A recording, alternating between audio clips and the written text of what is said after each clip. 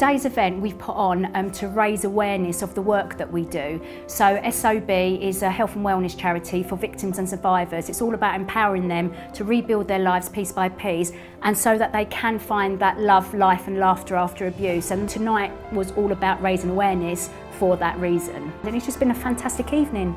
Great, amazing people. Well, I first met Chris Tuck a couple of years or so ago when we launched the Wall of Silence.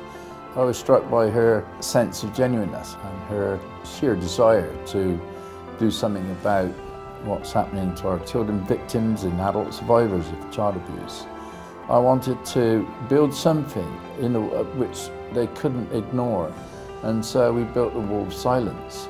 And to be able to bring the Wall of Silence here to Kent, this is another landmark. But most of all, what I want to do is to make sure that our next generations don't have to be the ones who are contributing on that wall. The event's been amazing. These things are always incredibly moving. When you hear people tell their stories or share what's happened to them, it's just great to witness that in a room as you see lots of people come together with all their stories and realise there's so much hope for the future. The Wall of Hope is really about turning that pain into action. So we can actually bring it into action, take it to the authorities, take it to institutions and make something real out of this.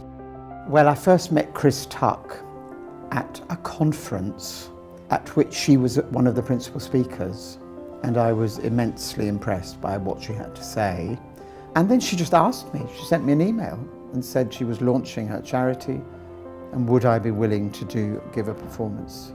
It's moving to me. If someone has been moved by the play, then I feel it has a purpose. And I'm really glad that it's happened. And I wish her huge luck with her charity. Oh, I've had a whale of a time. We had a packed event tonight, and there's a lot of love there, there's a lot of good intentions. I mean, the young women who sang were amazing. I think Patrick's play was just mind-blowing. The speaker, to have a guy from, a star of Coronation Street put his voice there, and Mike Pearce from the Southmead Project, it would be unfair to say there was a highlight, but I suppose in a way the highlight for me was seeing it all happen for Chris, and I'm very confident that SOB is going to go forward, and as a survivor I just know how vital it is to have services like the one that she's very, very courageously set up.